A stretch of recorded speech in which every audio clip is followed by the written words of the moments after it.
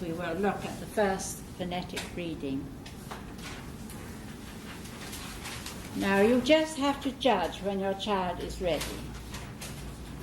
Quite often, if you had been reading the words back for a child, you find he begins to read the words back for himself, because they do imitate you. So he may build words, and then you hear him saying box or box. See?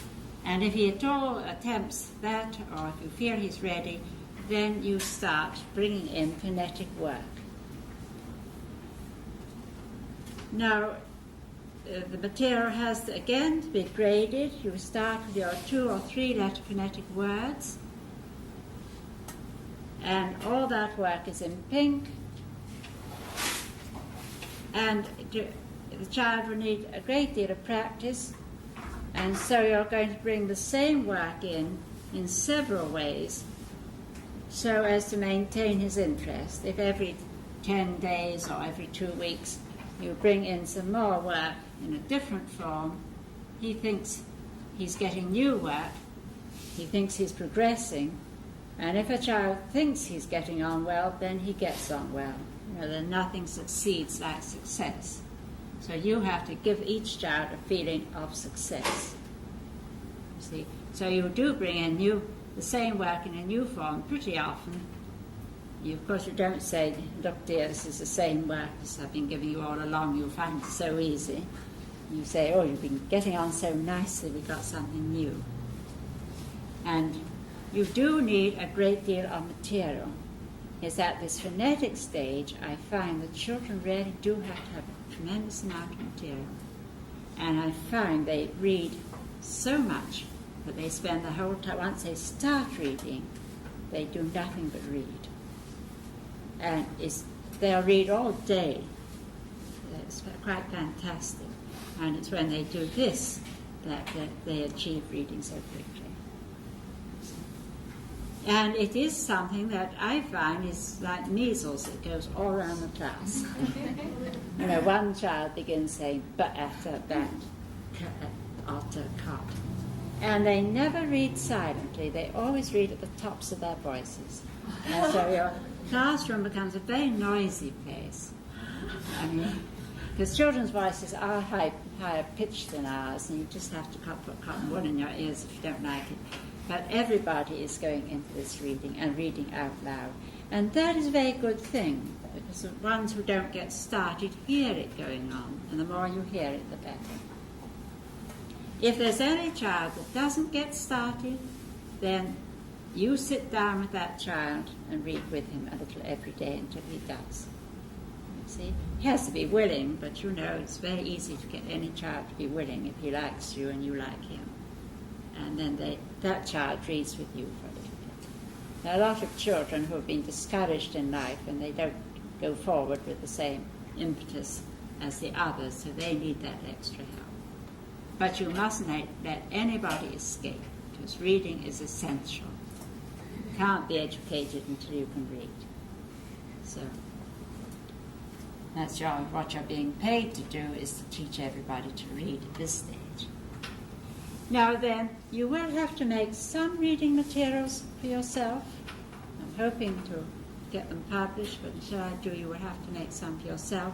But in any case, always in a classroom, there will be writing of one form or another, which you will have to do for the children.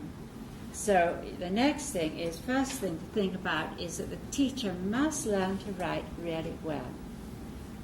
Now, those letters I gave you are very simple letters. You must know the right way, where they begin, how to follow through the letters without lifting your pen, you see, and you must learn to write perfectly.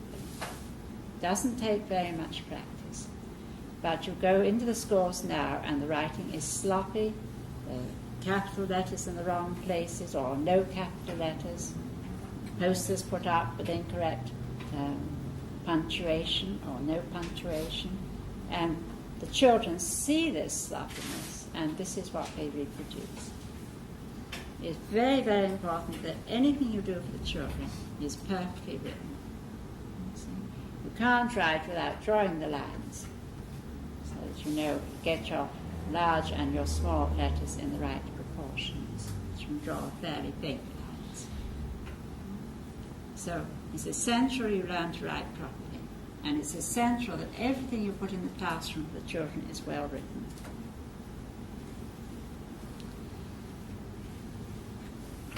Now, next we ought to think about the size of the writing.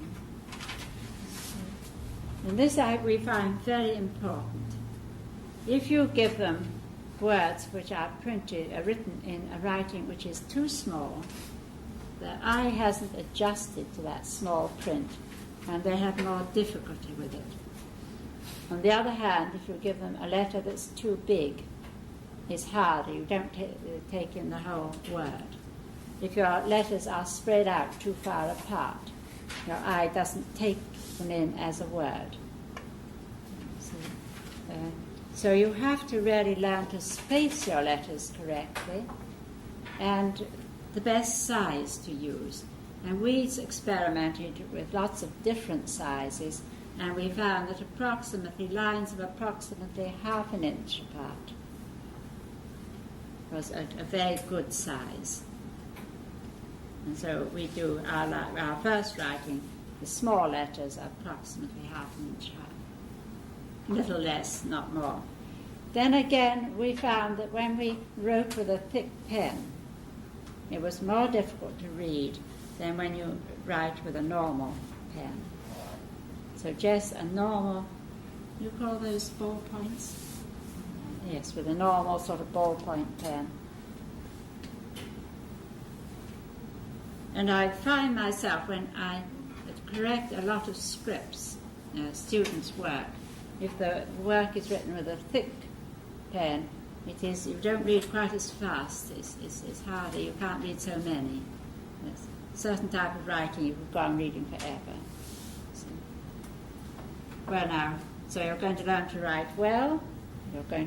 First writing will be approximately half an inch between the lines, and you're going to use just an ordinary sort of nib ballpoint pen, not too thick.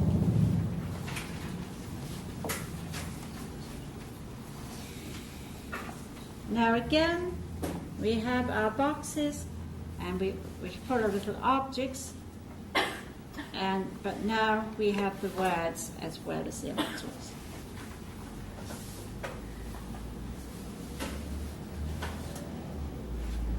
Got a little wig, a top, a tin, a pen, pen, and peg. And then the words written on cards. Don't have the cards too small, because the children, if they're too small, if they run off the page, they're difficult to read. There must be room for the children to hold them without putting their fingers on the word. Most of my words are probably about 2.5 by 2.5.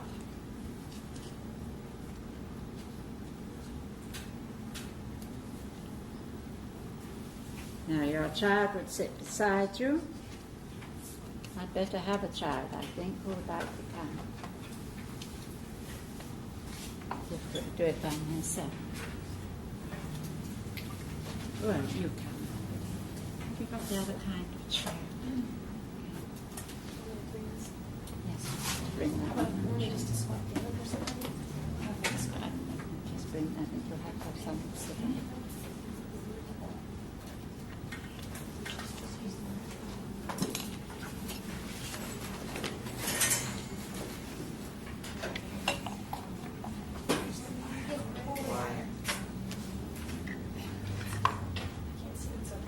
Must remember to bring an ordinary chair in with us.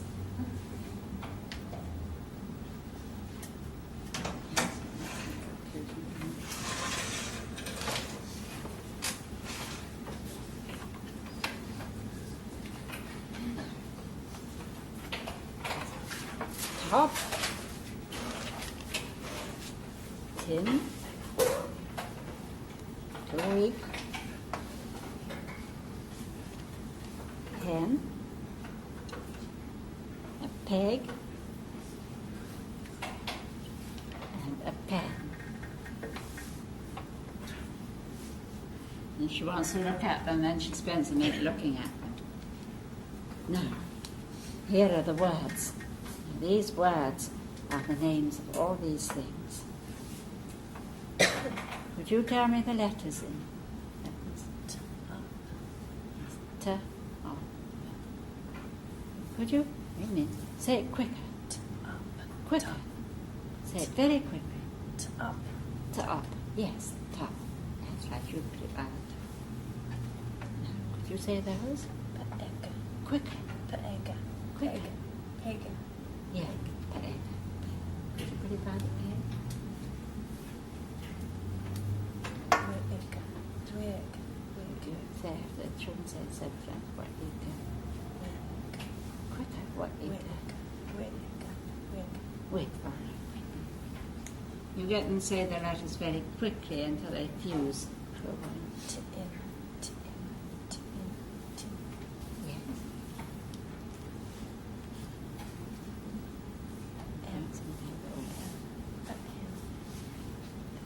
That's right. Paega peg. What you wig. Ta in the tin. Ta up the top. Pa and the pen. Let's do that again, shall we?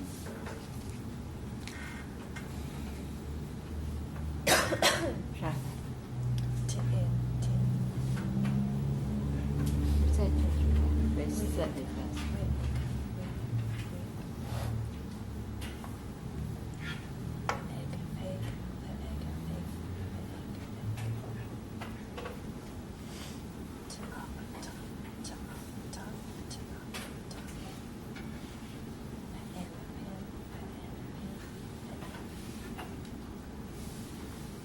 So you just get a...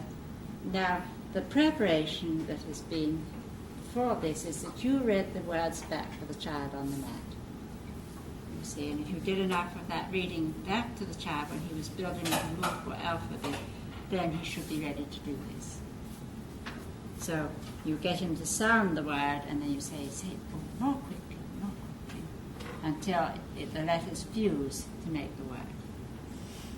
Now once he understands, has the idea, then you can show him where the boxes are kept. Again, as many boxes of objects and pictures as possible. And you show him where they are on the shelf, and you tell him that he can read all of them.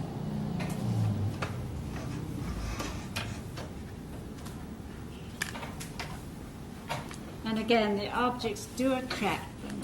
And in the beginning, you do want the work to be really very attractive.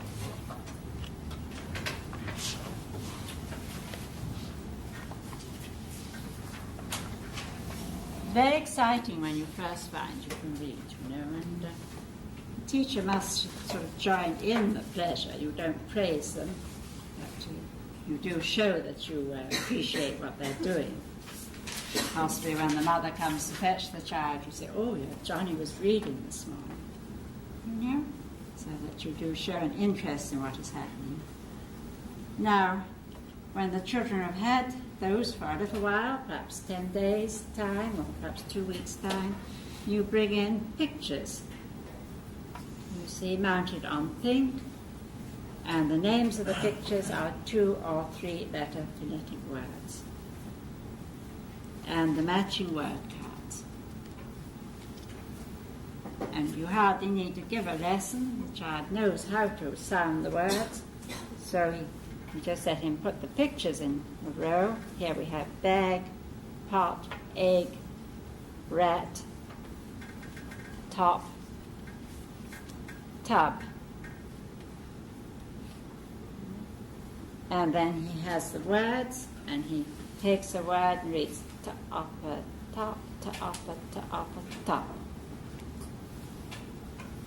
Usually you find them sounding it out 2 or 3 times. To upper top. And he reads each word and matches the words to the pictures.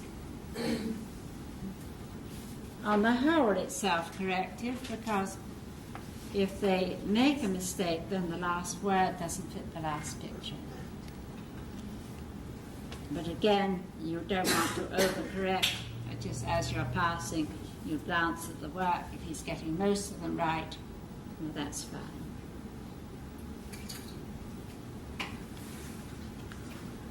I say the last word doesn't fit the last picture, but you know what children are. They very often don't read the last word. They automatically put it by the last picture. It's not entirely foolproof. But as long as he's getting most of it right, you know, and you don't expect perfection at first, do you? If he's making many mistakes, then you must give him another lesson. Children are apt to walk by and correct each other's work, too. That's not the same thing. Yes?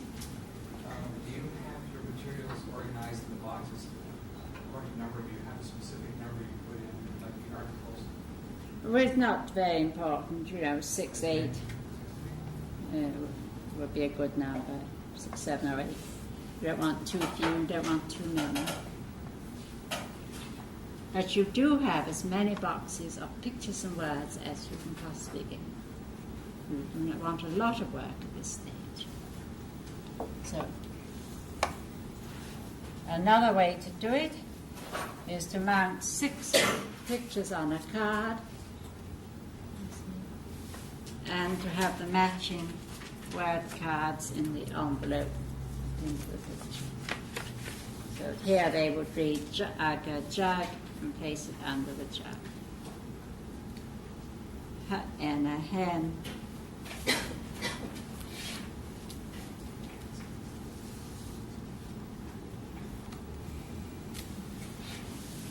So they just read the words as before, putting the right word under the right picture. But it's the same. It's still 3-letter, 2-letter phonetic words, but it's in a new form, and they think they're getting new work.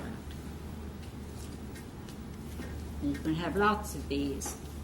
So you would have just a pile of these, so the child had quite a number he could use. He gets all this practice.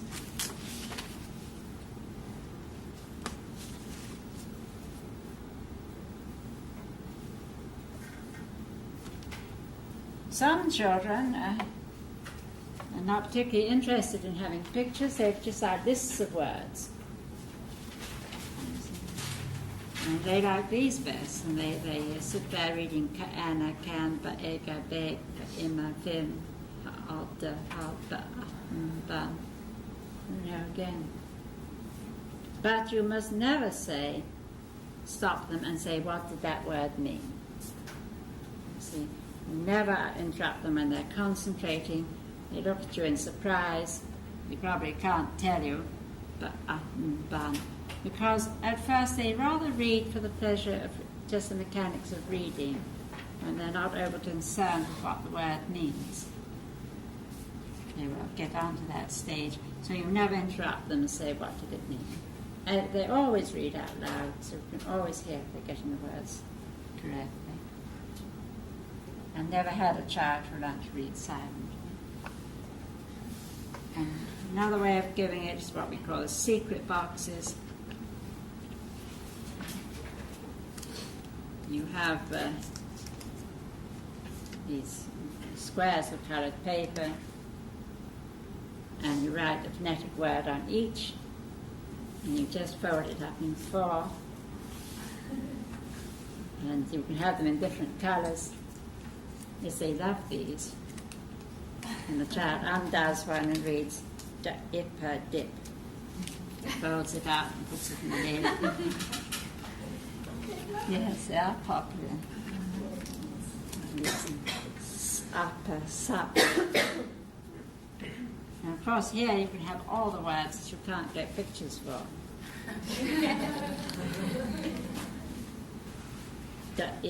Dig. So you can have a few secret boxes.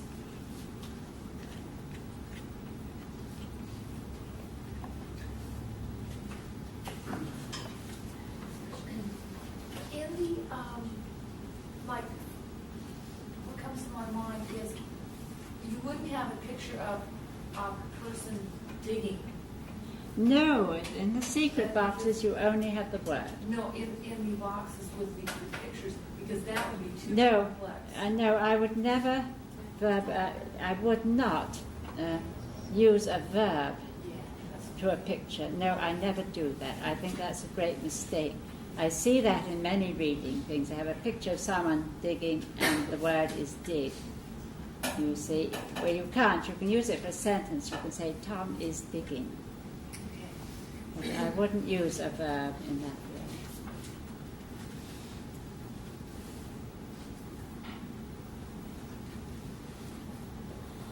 Because it's not something the verb itself isn't what you see, is it? Right. I mean, I think that's a mistake. And they say jumping.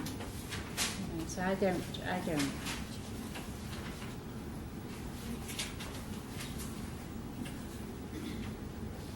Well, that gives them plenty of practice, doesn't it? You see. And one child will take to one kind more, some will go on reading secret boxes, they like those best, and some like this best. There's something for everybody. But I find that if I bring something in about every 10 days, or even oftener if my children are reading a great deal, then it gives them this impetus to read, and it gives them new words and so on. Again, keeps the interest going. But I think we mustn't drag it out. We don't bring in one piece a month, because that wouldn't give them enough impetus.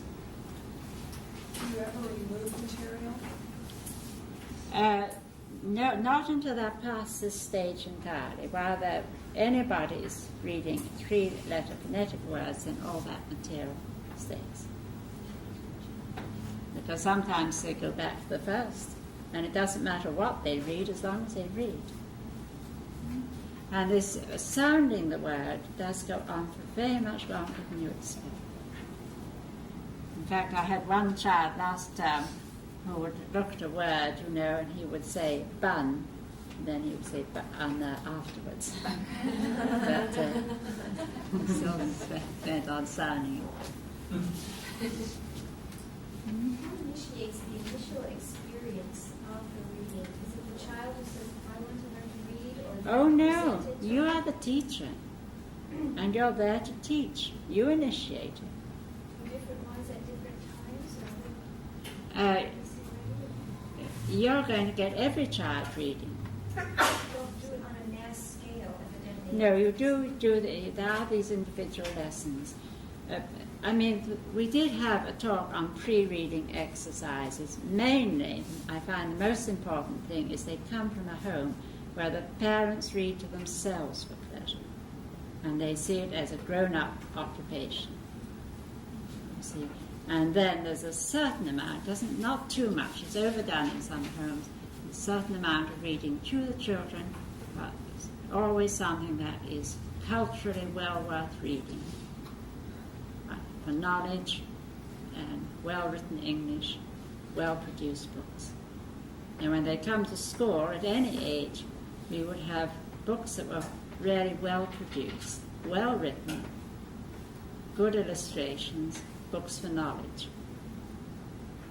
And from the very first time we introduced any child to a book, it would always be on a table, and they would be taught how to turn the pages and to treat books with care and with particular respect. The books are something very special.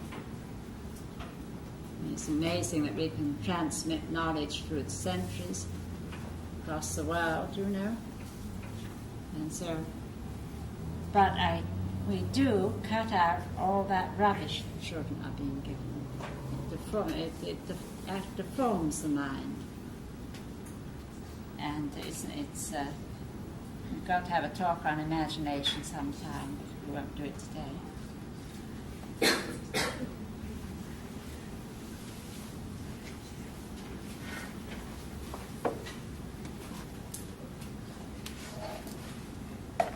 Well, that's all right. Next, you can introduce sentences. Sentences or phrases. If it's a sentence, it needs a capital letter and a full stop. If it's a phrase, it doesn't. Now, in writing sentences for them, we must use two words that are not phonetic. The, see? Now, that is pronounced the, when it comes before a consonant, is pronounced the when it comes before a vowel. You say the table as you say the apple, the orange, the axe. Not in San Luis Obispo. Well, it's time they learn English. I'm here to educate you. There is the before. I bet you do really, actually. I've just thought about it. And those you have to teach as sight words.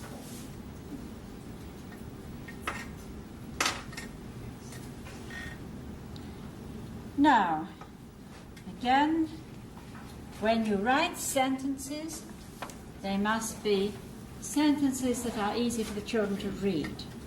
So a nice, normal sentence. The kind of sentence he expects.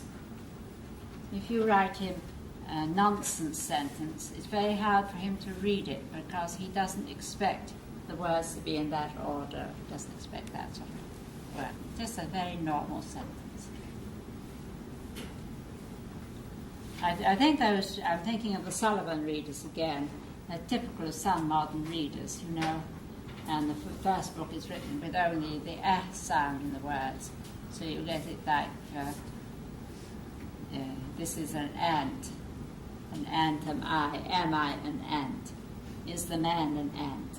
You know, they go, you don't expect that sort of nonsense. It's terribly difficult to read. When I first tried to read a page myself, you couldn't make sense of it, you know? So, I mean, that would make it too difficult for the children. We have this idea that we always have to attract them by something funny or something odd instead, and therefore we make the reading difficult. So a good sentence from the point of view of good English, a normal sentence, and a short, simple sentence. You know what I mean by a simple sentence. It only has one finite verb.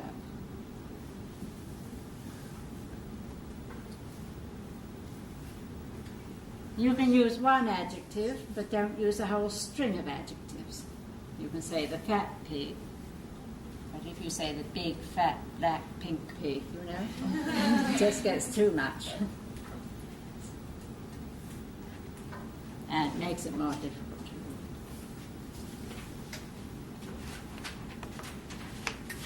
Now again, you can prepare work in different ways.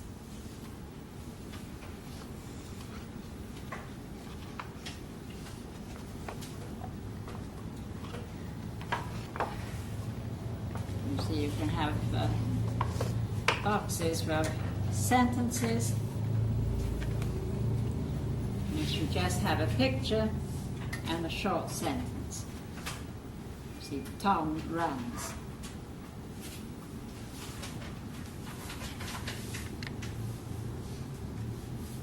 The doll has a dress. Anne has a pet rabbit. They're really short, simple sentences.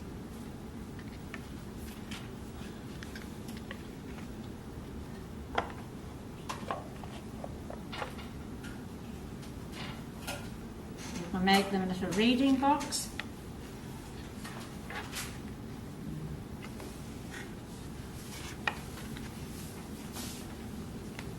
I generally begin with one which just has phrases.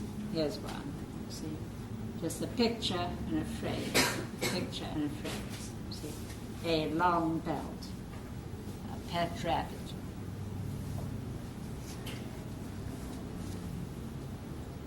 Black clock.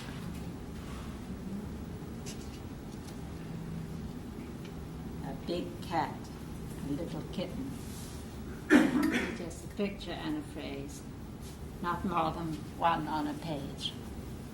And to them it seems very little to read something just like that, and they'll read a great deal, whereas if you give them a whole page of writing, they're almost afraid to start.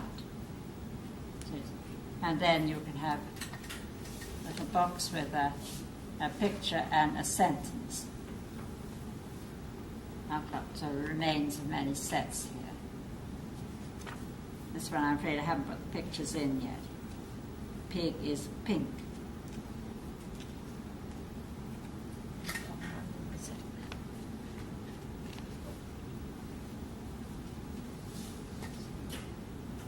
Fat rat, a little kitten.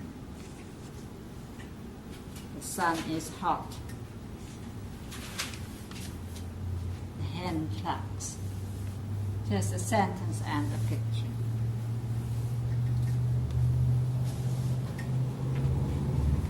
And then, of course, you can make simple storybooks with the phonetic. As they get on, as they read a little better, it is 7 o'clock and must get up. And then it just has a sentence about Anne on each page.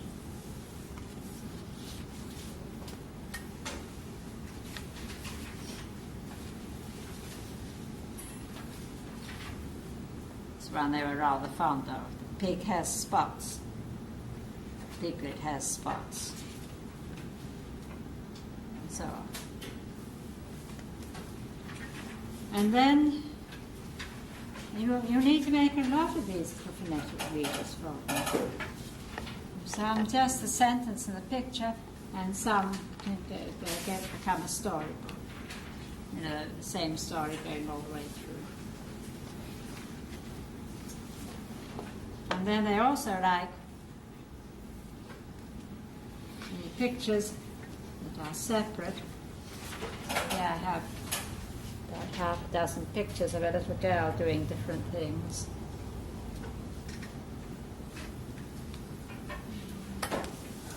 And then the sentences are on cards. Anne can jump. And now they have to begin to read for comprehension. That will only fit that picture. Anne can skip.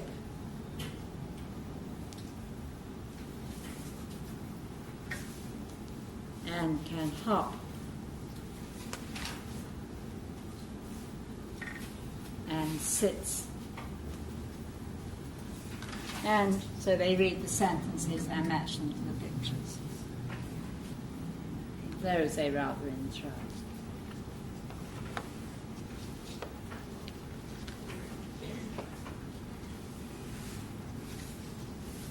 When you I should have said too that you must space your words. At first, you need to leave a space the size of your finger between the words, because otherwise children are not sure where one word begins and another word ends. So don't write your words too close together. You don't have to go to extremes.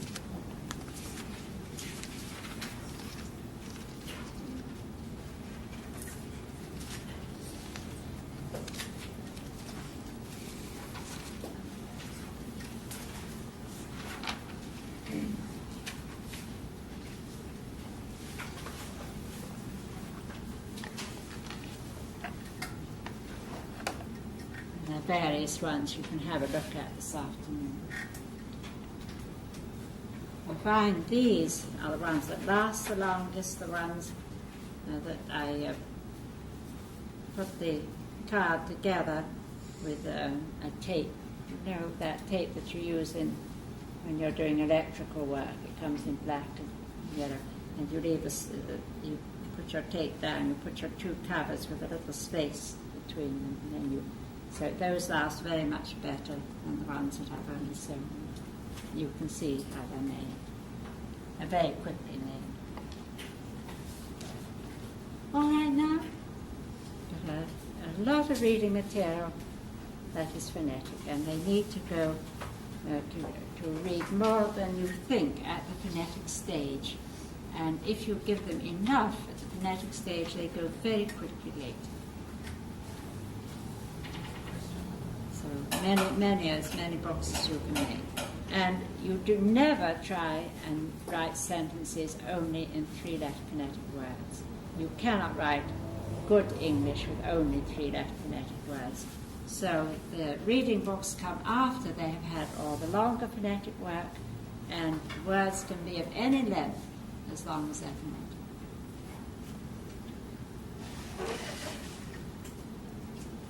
At this time, do you have any books in the room available for them? Anyway, At this time, when you're introducing these books that you've made, do you also have manufactured books that maybe aren't? oh yeah, at all times I have manufactured books, both before and after and during the reading scheme, books on all subjects. You see, but if it was if they were reading books, I would choose them very carefully. I would make sure that they were sensible, that they were good English, well written, and so on. It's very hard to find reading books that are worth having. Would you ever say to a child now, after they have used these materials for a while, maybe show them that they could read a book, a manufactured book? Or Well, maybe that- no, the books are there, and you'll find children beginning to try and read them, but we haven't got on to the special rules yet. So it's unlikely they would really be able to read them. They do begin to try and read things, you know, and they do half guess, half read. So you kind of But the books are always there for them to refer to. There's never a time when you haven't got good books in the environment. I think in most schools we have a book corner, don't we? But there are books on all subjects, so there's something to suit everybody's taste. And books that are worth looking at, so if they choose to spend a morning poring over the pictures in a book, you see, it would be a book that they would gain knowledge from.